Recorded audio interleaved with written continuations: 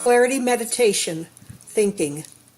In addition to the physical benefits, more is gained in meditation when we use it to focus on our thoughts, allowing those thoughts to become neutral and assessing them within our awareness. When clear thinking becomes your goal, you can define meditation as mind training. You have the power to raise thoughts out of the subconscious to your full awareness. This is an amazing power that leads to better life decisions and overall quality of life.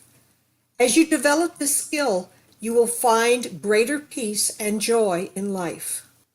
What if I told you that meditation is a way of freeing yourself from patterns of thinking that have kept you from living your best life? Well, that is in fact what I hope this session shows you. Many of us, in one way or another, are mental slaves to patterns of thinking that have their beginnings in early life. Over time, we build on those patterns. In this session, I hope to illustrate how we all have examples of wrong thinking. What I mean by wrong thinking is thinking that is either inaccurate and or not useful. We sometimes hold ideas that are based on false facts, incorrect foundations, or conclusions. These are all examples of inaccurate thinking. Thinking that is not useful may have served a purpose in the past, but no longer does. I am going to ask you a question now and want you to compare your answer with the one that you come up with at the end of this session. The question is, do you believe that you are responsible for your reality? Let us start by tracing how wrong thoughts accumulate in our minds. When we are children, we see the world in black and white. Things are either good or bad, right or wrong. Parents give us messages that are intended to keep us safe and teach us right from wrong. However, our brains do not have context, experience, or capacity to see shades of gray. But those thoughts become embedded in our neural pathways, imprinted on our minds. When we are infants and toddlers, we are totally incapable of meeting our own needs. We need to be fed, cleaned, and held. It is impossible for us to get what we want when we want. As a result, we develop one or more of the basic fears. These are fear of lack of control, fear of abandonment, fear of unworthiness or love, and fear of incompetence. For most of us, this initial fear stays with us most, if not all, of our lives. This fear will show up in various ways and situations. Later, when we are teens, we are still learning. Our behavior can be more impulsive than when we are adults. The executive part of the brain is not fully developed until about 25 years of age. The need to be accepted by our peers leads us to adopt thoughts, beliefs, actions, and behaviors resulting from a need to fit in. Teens now see shades of gray, and so they develop new patterns of thinking that once again are embedded in our neural pathways. These become habits of mind. When we become about 13 years of age, we become more self-aware, and with that comes more self-criticism. That is why teenagers go through an awkward period. Learning criticism also is a time when teenagers become rebellious against authority. What served a good purpose in the past may no longer be useful. Not touching a stove is a good way to keep a toddler from burning themselves, but as an adult, you should not see this as a helpful point of view. This also applies to various times in our adult life as situations evolve and change. Another example of how our mind becomes cluttered with false ideas are self-limiting thoughts. These are patterns of thought that develop over time. Sometimes they are instilled by our parents, who try to protect us from their own fears. Other times they develop because of our own experiences, which bring us to conclusions which may be helpful in a specific situation, but perhaps not as useful beyond that. We sometimes generalize from a specific case to all situations. So, for example, suppose a little boy is cheated out of money at the circus. He might wrongly conclude that all people who work at the circus are cheaters. Of course, this is not the case. There are different ways that we can respond to the same situation. Let me give you an example. Assuming you do not have green hair, how would you react if someone said to you, "You can never be a part of this group because people with green hair are all lowlives"? Well, perhaps your response is to laugh as you think how clearly wrong this statement is. Or you might think that the person is wrong and respond with anger. Another way might be to feel guilty and react as if in fact your hair is green, and that the correct reaction from others is rejection.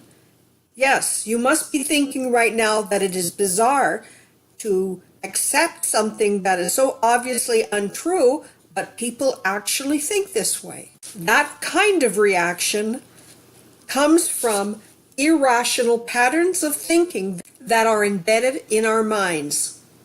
Carl Jung, a famous psychologist, developed a model of personality. In his model, he stated that over time we say and behave in ways that we are not proud of. In response to these situations, sometimes we confront them and deal with them. Other times that we push them down into our unconscious. This other side of our personality, which Jung calls the shadow self, is the part of ourselves that we disown, but it is still there. We lose a lot of our positive energy in keeping those things about ourselves in denial, repression, or in projecting them onto others.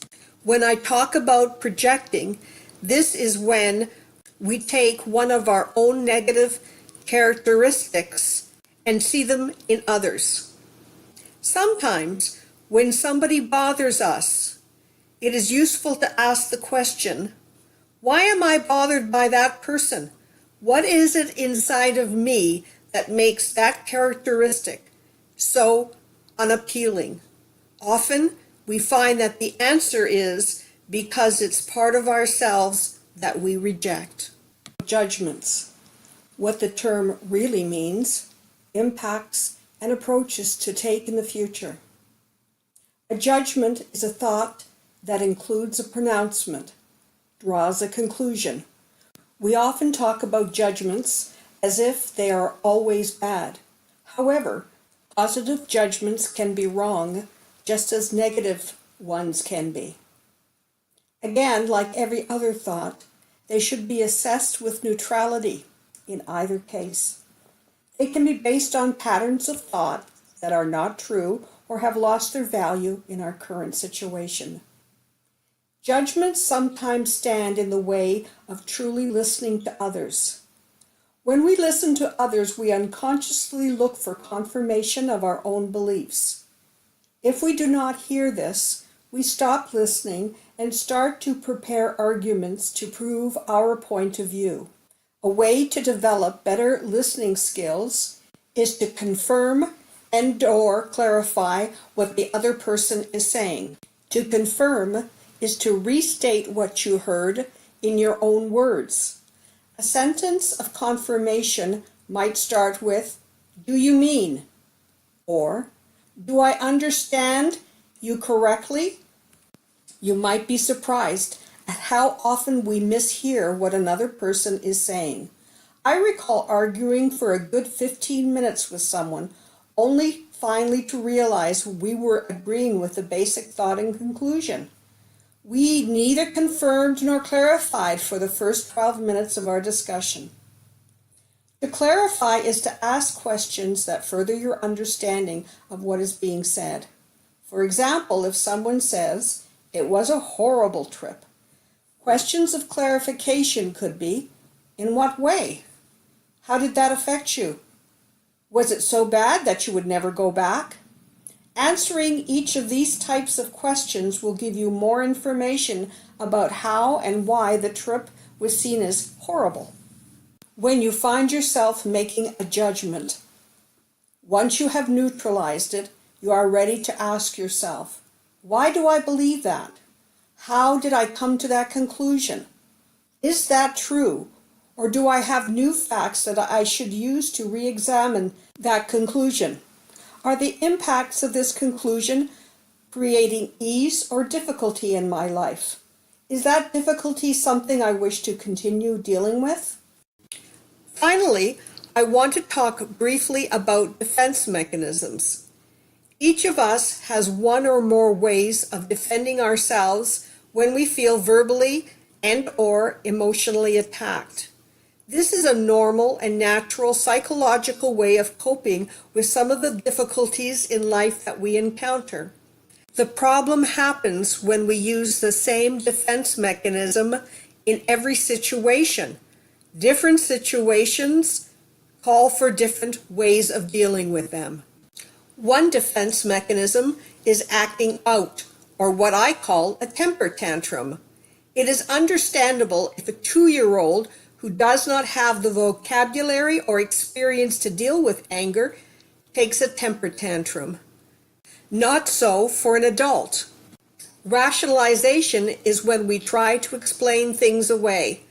This is fine if the facts are true, but sometimes we use this method and try to give reasons that are simply not reasonable. When accused of something and someone else is responsible, it is fine to say so. But if you are responsible, then perhaps you are projecting and placing the blame elsewhere. Have you ever noticed how your mind is always churning? Have you noticed that you have voices in your head that are constantly telling you things?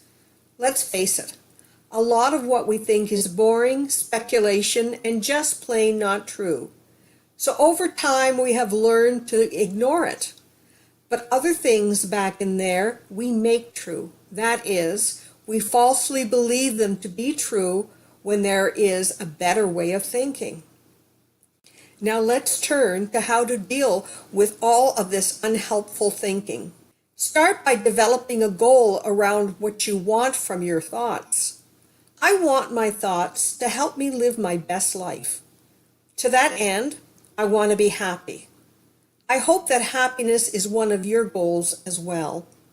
Yes, we all have personal situations that are difficult, and probably none of us can be happy all the time. But each of us has the right to be happy. There are some restrictions around how we go about achieving happiness, but this is not a course on ethics or the law.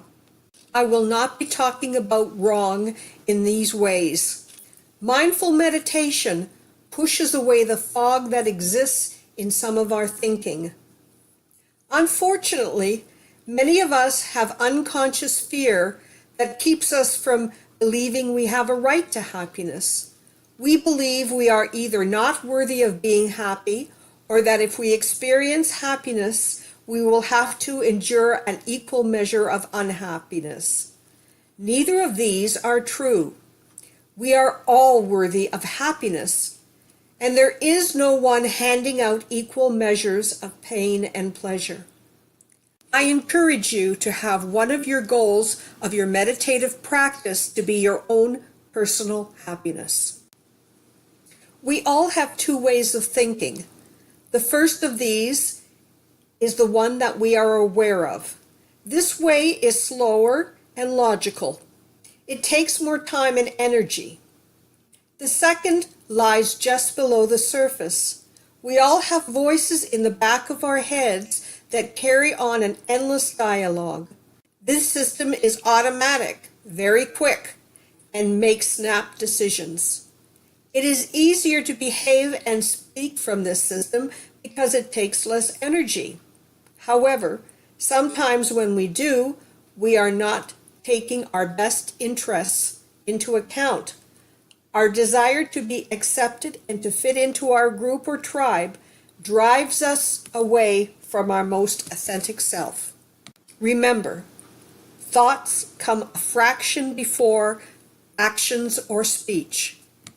Thoughts create attitudes, and actions our way of seeing ourselves and others. Another way of putting it is, every so often we have to clean up our thinking. Things that are no longer useful are better discarded to make way for things that are more appropriate. Why hold on to a landline phone when you can have a cell phone with you all the time? I have talked about meditation as a process of focusing on your breathing and looking at thoughts. The next level of accomplishment in meditation is being able to see those thoughts. The goal is to be able to understand thoughts in a neutral manner. Through unguided meditation, you lift them out of your unconscious, and thus you are able to see them. When you do this, you are in a position to decide if that thought is true or not, useful or not. Next is to neutralize those thoughts in order to look at them objectively. In order to accomplish this, we have to refrain from using judgments and remove emotions from our thought process. More on that in the next lecture. When we lift thoughts to our consciousness, we are able to deal with those thoughts outside of our meditation. Once you know what you are thinking, if you conclude that the thought is true, useful, or meets whatever other standard you wish to apply, you can allow that thought to just be. However, if you wish to change that thought, you can use guided meditation to help your mind formulate new neural pathways. We all tend to want to solve problems in ways that are familiar, but sometimes we have to look at different ways, using logic to determine which is the soundest in achieving our goal. Sometimes we feel that we are locked in and that we have no choice. However, we always have at least 3 options with every decision that we are faced with. The 3 options are to either 1, ignore or refuse it, number 2, accept it, or number 3, change it. Let me give you an example of what I mean. Supposing a friend approaches you about going on a holiday where hiking is involved. At this point, you could refuse to go hiking, and that would be one way of making your decision. Another would be to accept the opportunity of going hiking, even if it's not what you would really like. The third option would be to ask your friend if he or she would be willing to compromise the trip and to find something that is mutually acceptable. Another way of training the brain to think in a more useful manner, I refer to as changing your mind or changing your perspective. Let me give you an example of what I mean. If there was a cup of water that is filled exactly at the midpoint, you could describe the point in 2 ways, half full or half empty. Deciding to describe this either way does not change the reality, but half full is more positive. So I choose to see things that way. It makes me happier. This method of thinking can also be demonstrated as a useful approach in day-to-day living. Let me give you an example. Have you ever been in a lineup and become impatient because from your perspective, the line is taking too long to move? Earlier, I said you always have 3 choices. But let's assume for this example that you've elected to stay in the lineup for whatever reason. At that point, what you can do is make a decision to change your mind about your reaction towards the lineup. Instead of being frustrated and angry because you're in the lineup, Decide to see the lineup as not being inconvenient. It's your decision to make. So, once again, I'd like to ask the question, do you believe that you are responsible for your reality? I hope you conclude the answer is yes, because reality changes depending on our values, our thinking patterns, and how you see the world. In fact, the world you see, your reality, your specific reality, is something that you built. Let me add that building realities is not simply something that individuals do, but also groups of people, including societies, build ways of thinking. These ways of thinking become part of the culture. Variations in thinking patterns are a big part of cultural differences. That is not to say that one is right and the other is wrong. The question is more about, is it useful? Here in North America, we have a culture of hurrying in various directions at top speed. There are definitely pros and cons to the way we live. At the end of the day, we have each contributed to this mindset in our own way. While we cannot change the greater society, we can sit back and look at our own thoughts and make decisions to change the way we think, change the way we live, and have clarity on what we want and what we call happiness.